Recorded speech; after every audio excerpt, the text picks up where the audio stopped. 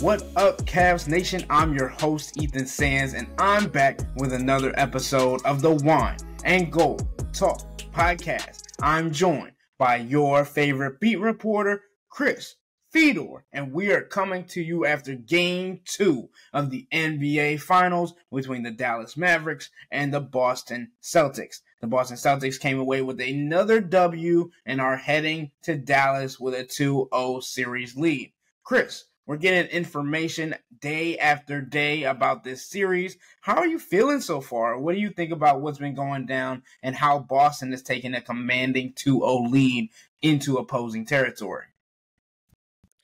I just think tonight reaffirmed that Boston has such a greater margin for error in this series, Ethan. They're able to win a game when Jason Tatum isn't at his best offensively. He shoots 6 of 22 from the field, 1 of 7 from three-point range. Obviously, he did other things to impact the game, 12 assists, 9 rebounds, almost a triple-double.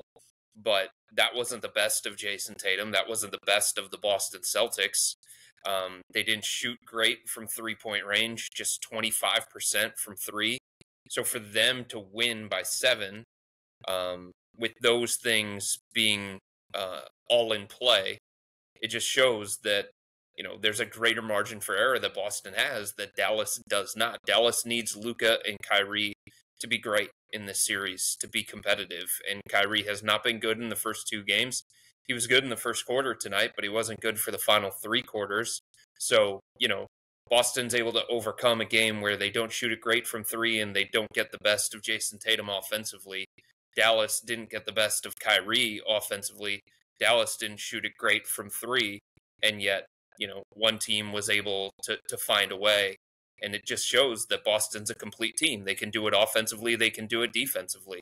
For them, it's the best offense in the NBA. They only scored 105, but they held Dallas below 100. So it shows that Boston's so much more than just this jack-happy three-point team, this ISO-heavy team that a lot of people say that they are because of Jaylen Brown and Jason Tatum. It is a complete team. They can do it offensively. They can do it defensively. They can spread you out. They can drive and kick. They can knock down threes. It's a really, really impressive roster that Brad Stevens has put together, and you're seeing it on a nightly basis. And I think you mentioned it, Chris, the importance of having multiple guys you can go to at any given night. Drew Holiday, 24 points. Like, the man stepped up on the biggest stage. 26 points on 11 of 14 shooting, 2 of 4 from three-point range. Not to mention, he went and got 11 boards. Like, he was doing it all for them, and that's a big portion. And I got to talk to our friends over at 92.3 The Fan today, and I was like, you got everybody. You can't – it's really hard to stop an offense when on any given night, all 5 of the players in the starting lineup can go and get it. And that's not even saying that Al Horford and Kristaps are not – so Al Horford's in the center spot, and Kristaps is in the 6-man spot. It's like a whole different thing that is terrorizing for defenses. But, Chris, again, this is not a Dallas Mavericks or a Boston Celtics podcast. So we're going to move on from the NBA Finals. I just had to get your take on what was going on in that light. But we're going to go on to our next exit interview style of Sam Merrill. We're going to get into the sharpshooter, Money Merrill, and get into what he was able to bring to the Cavs this season and how important he is for the Cavs going forward, especially with the three-point shot being something that we want to keep an eye on going into the next season. So let's run through Sam Merrill's stats real quick. And it's not too much to, like, smile at, but you got to really look deeper into it. But we're going to go through the basics first, and then we'll get into it. Sam Merrill played in 61 games. He made just 1 start. He averaged 8 points per game on 40.2% from the field and shot 40.4% from three-point range. And he also grabbed 2 rebounds per game. So you think about what he's able to bring on the offensive end. We know how much he can be a liability on the defensive end. But what do you think was the biggest thing to take away from Sam Merrill's season this year? I'm going to give you a number. It's 2.1. Do you know what that is? It is his I did not. salary for next year. That's the biggest thing Ooh. about Sam Merrill. That's the biggest thing about Sam Merrill. 2.1 million for next year. It's a bargain. He's basically the 9th, 10th, 11th guy in the rotation, however you want to break it down. He is a shooting specialist. He's not somebody who's going to get 20 minutes a night. It's going to be matchup based. It's going to be game flow based. He is a specialist, and you're going to unleash him in certain moments throughout the course of the game, in certain periods throughout the course of the season, in certain periods throughout the course of a 7-game series if the Cavs get to the playoffs for a third straight year next year. But to have somebody who can be part of your rotation and give you productive minutes off the bench, making $2.1 million, that helps offset your high salary players, right? Obviously, Darius Garland has a bloated salary, and Donovan Mitchell and Jared Allen, and those are your big money players. But if you're going to balance out your team and you're going to create a quote-unquote team while avoiding the luxury tax, while avoiding the second apron, and all those different penalties that could come into play down the road for the Cavs, to have somebody like that who can affect the game in a positive way, making that kind of money, that's where a front office really does its work. Those are beneficial guys to have on your roster, very similar to me, to Sam Hauser of the Boston Celtics. It doesn't mean that Hauser is going to play a whole bunch of minutes on a nightly basis. If you look at game 2 tonight, he came off the bench, he played 10 minutes. If he's making shots, 10 minutes can turn into 15 minutes, or 15 minutes can turn into 18 minutes, or whatever the case may be. If he's not making shots, then that's all he gets. But to get some kind of productivity from a guy that is on that team-friendly, cheap salary is really, really important for the Cavs moving forward. And you mentioned that, Chris, and we want to get into why that's so important, because there's a couple max deals that could be coming out here shortly. When you think about Donovan Mitchell, you think about Evan Mobley, and you need guys that are going to be around the team that can contribute and don't have to make $10-15 million a year. And Sam Merrill's making $2 next year.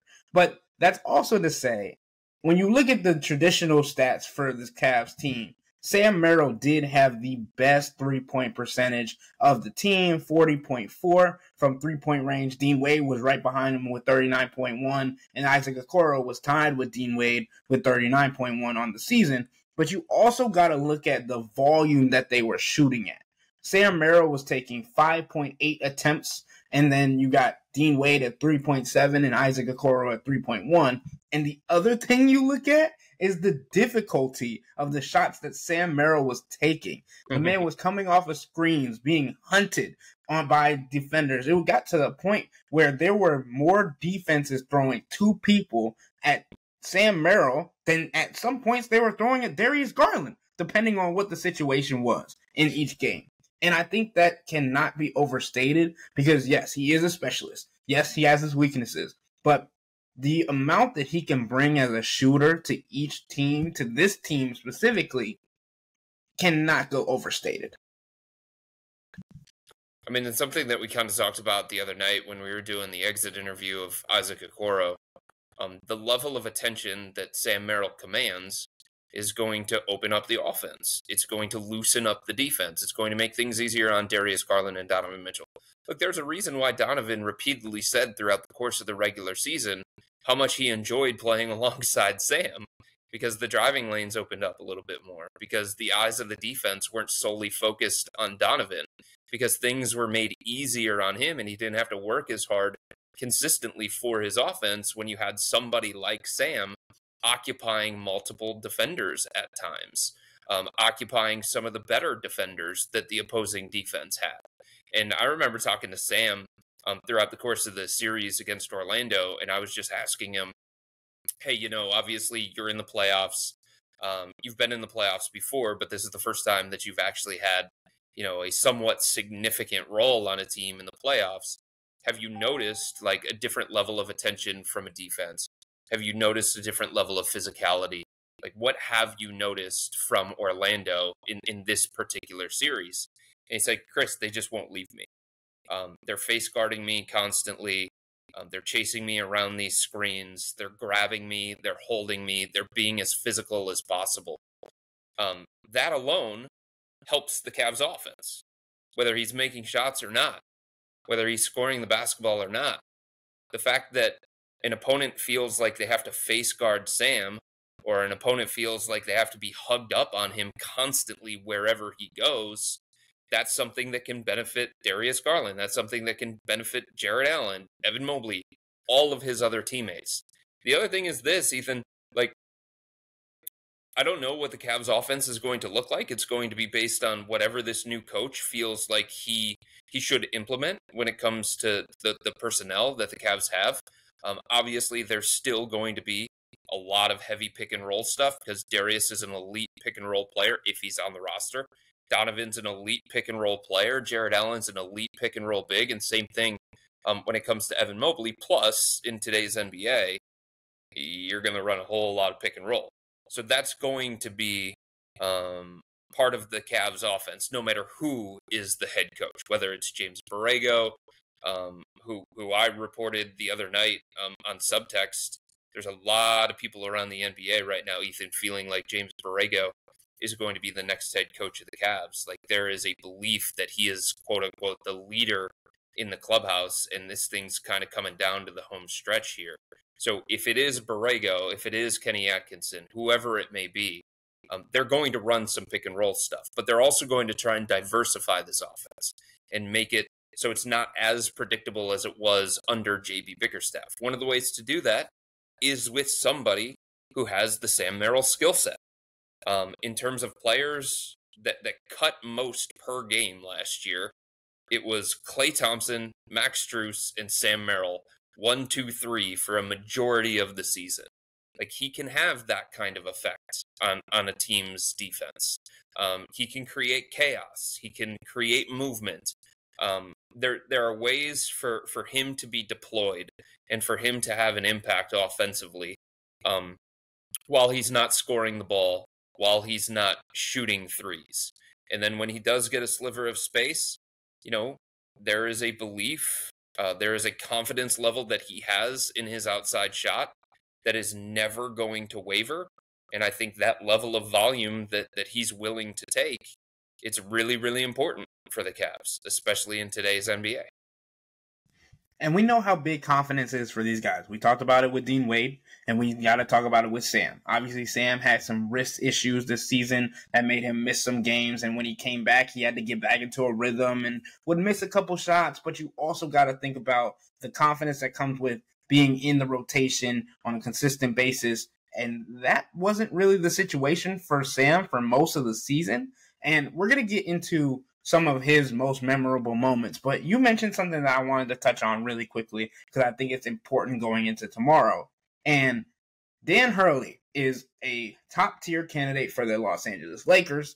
And actually, it's also being reported that James Borrego is the only other coach that has gotten 2 in-person interviews with the Lakers. So Dan Hurley is going to make his decision on Monday, tomorrow, when this episode comes out. And that could impact whether the Lakers want to go with Borrego or what the Cavs are able to do. How much do you think weighs on the Dan Hurley decision and what the Cavs are able to do in their coaching search? From the Cavs standpoint, I don't think all that much, honestly. We've talked about this in the past. The Lakers are going to run their search. The Cavs are going to run their search. They're going to have conversations with the people that they need to have conversations with. James Borrego is going to have conversations with both organizations. I guess if the Lakers decide that it's not going to be Dan Hurley, it's going to be somebody else. I don't think it's going to be Borrego for the Lakers. I'd be surprised if it was. There was a belief over the weekend here that when it came to the Cavs and Borrego, it was about trying to figure out the contract situation and putting the right parameters within a contract. Like, that's how much people around the NBA felt like it was going to be Borrego, and he's going to be the one that the Cavs go to here. So I don't know that, Dan Hurley saying no to the Lakers all of a sudden means that the Cavs lose out on one of the guys that they want. I think if Dan Hurley says no to the Lakers, then the Lakers look at JJ Redick. Maybe even somebody like Kenny Atkinson to try and be JJ Redick's lead assistant coach, whatever the case may be. I think there are enough guys throughout the coaching search that the Cavs like enough and the Lakers like enough that there's enough talent to go around, at least based on the candidates that the organizations have talked to. So when it comes to the Dan Hurley thing, though, it just feels like, to me, based on the reporting from Woj, it feels like Dan Hurley being conflicted on whether he's going to go to the NBA or stay in UConn. And the phrasing of, like, the Lakers make a compelling case for him to be head coach feels like, hey, UConn, you want me to stick there? You want me to win another national championship? You want me to make this the preeminent college basketball program? All right, pay me a little bit more. Make me a little bit happier. Obviously, no one's going to pay like the Lakers.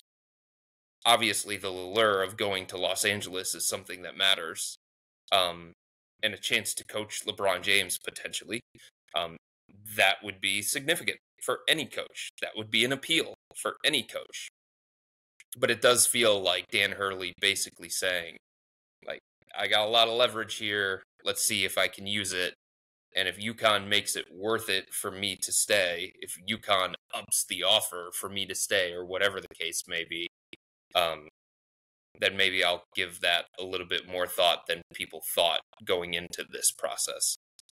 But like I said, spinning it back to the Cavs, I think they're running their own search. I think the Lakers are running their own search. I don't think the Cavs are in that much danger of losing out on their perceived top guy, based on everything that I've heard this weekend.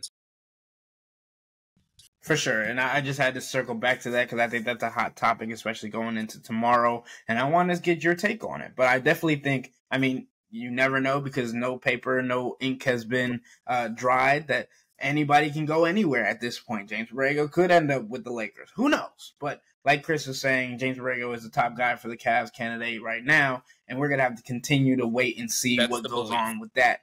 That's the belief around the league.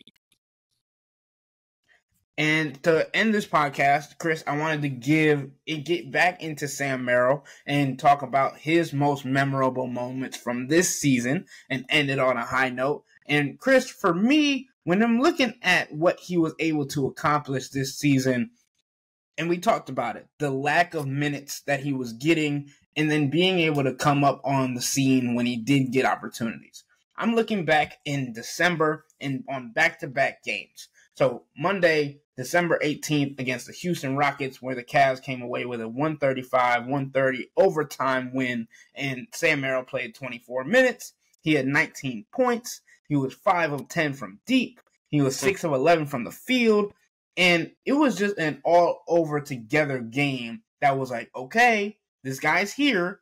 And then he followed it up with, on December 20th, against his hometown team in the Utah Jazz, he played 30 minutes. He was 8 of 14 from three-point range for 27 points and 9 of 16 from the floor. He was doing it all. He was also getting active on defense. He had 4 fouls in the game. If that doesn't tell you a lot about Sam Merrill being handsy and trying to get active. I took the time and had the time to do a feature on Sam this season, and it kind of really opened my eyes to how hard he had to work to get to this position and what he had to do to get where he is, and also the competitor that he is, because I talked to some of his old coaches from Utah State and all of those guys and trying to figure out who was this guy that we really didn't know a whole lot about coming into this season and how much he could come onto the scene. But Chris, when it feels like Sam Merrill is going, and I remember saying it earlier this year, there was a point where his confidence got to the point where he touched the ball and I would say to myself in the media row, it's going up. It's going up. Because it just felt like every time he touched the ball, he wanted to take advantage of the opportunity. What was one of your, or a couple of your favorite moments from Sam this season? Well, a few things stand out to me. In March, middle of March, at a time that Dean Wade was missing from the lineup, Sam went a stretch where he scored double figures in 8 of 9 games, and that showed the kind of impact that he could have. When he was playing well, he was capable of those kinds of things. But I think the other ones that stand out to me, because the questions involving Sam are really how much can he play a night, and how much would he potentially be targeted in a 7-game series in a playoff matchup against Orlando or Boston.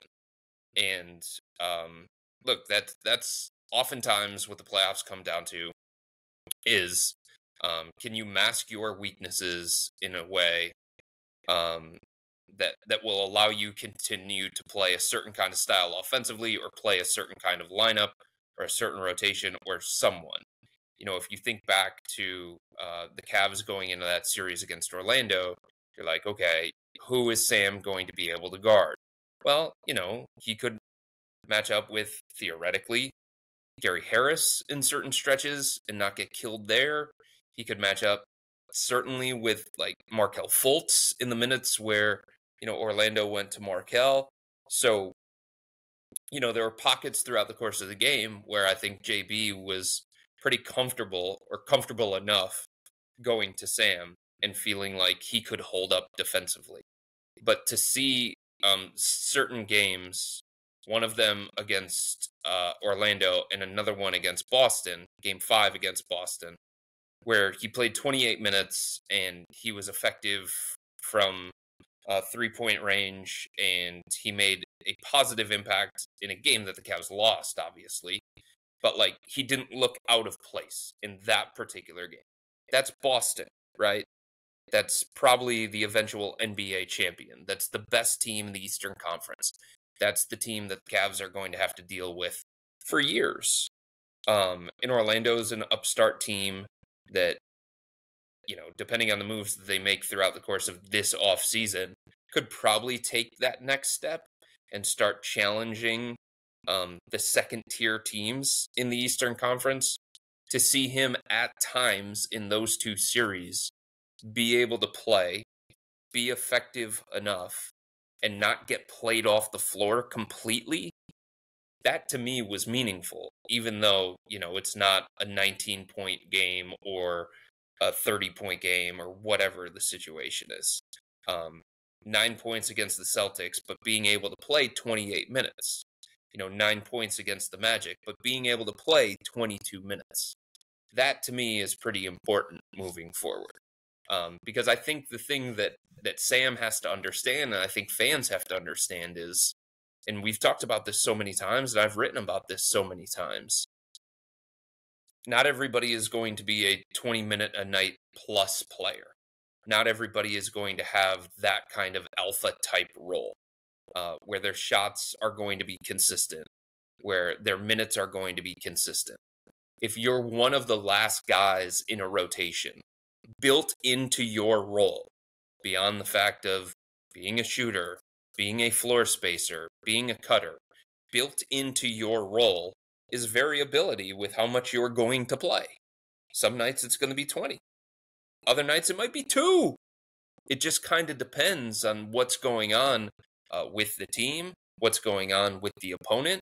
And that's the way that Sam is going to be used throughout the course of his career. And he's going to have to understand that. And if he's going to go 2 minutes and 5 minutes and 7 minutes in a 3-game stretch, and then all of a sudden be called on for a little bit more, he's got to be able to answer that call, right? He's got to be able to be successful in that kind of situation. And for him to be able to do that against Orlando in the first round and then Boston in the second round, after not really playing as much as maybe he would have liked, as much as maybe the fans would have liked, that says a lot to me about his future moving forward and his ability to accept a specific role and be effective within those parameters. Yeah, Chris, and the last thing that I want to ask you before we get you out of here, in one sentence or less, what will it take for Sam Merrill to earn a contract extension going into this next season? I think it's just based on the roster makeup, honestly. I don't think there's a one-word answer. I think his minute allocation, I think his salary situation, I think all of that is based on, where he is viewed within the hierarchy of this roster. And if the Cavs are going to continue to have a logjam at the 2/3 spot and a bunch of guys fighting for those minutes, then he's not as important in terms of investing in him, right? He's not as important when it comes to giving him consistent minutes. But look, if Isaac Okoro leaves this offseason, suddenly that's one less guy that is fighting for minutes at the same general position. If Karis LeVert gets traded this offseason, suddenly that's one less guy fighting for minutes, playing time, and then the need for somebody like Sam, when you talk about like putting the roster together and putting the salary cap structure in place and all that kind of stuff, the status quo changes. So I think he's just, everything related to him is predicated on things outside of his control. And it's just like, there are more important players on this roster. There are more important players that the Cavs are going to try and re-sign to an extension or figure out their salary situation with before they get to Sam. And like that being the other thing about this, right, when it comes to Sam, there's no rush. There's no rush to give him a contract extension because they have him under contract next year for $2.1 million. That's a team-friendly deal. And I mean, there's no, until you need to go that direction or down that road, like as an organization, you want to keep as much flexibility as possible. Look, if you could get him for a multi-year deal at that kind of range that's beneficial for the Cavs in a big, big way, I certainly think they would explore it. But there's no rush into doing something when it comes to Sam and his contract. And with that being said, that'll wrap up today's episode of the Wine and Gold Talk podcast. But remember to become a Cavs insider and interact with Chris and me by subscribing to Subtext. Sign up for a 14-day free trial or visit cleveland.com/Cavs and click on the blue bar at the top of the page. If there's any news that comes out tomorrow regarding the coaching search or for the rest of the week, this is where you can find it. But if you don't like it, that's fine. All you have to do is text the word STOP. It's easy. But we can tell you that the people who signed up stick around because this is the best way to get insider coverage on the Cavs from me and Chris. This isn't just our podcast. It's your podcast. And the only way to have your voice heard is through Subtext. Y'all be safe. We out.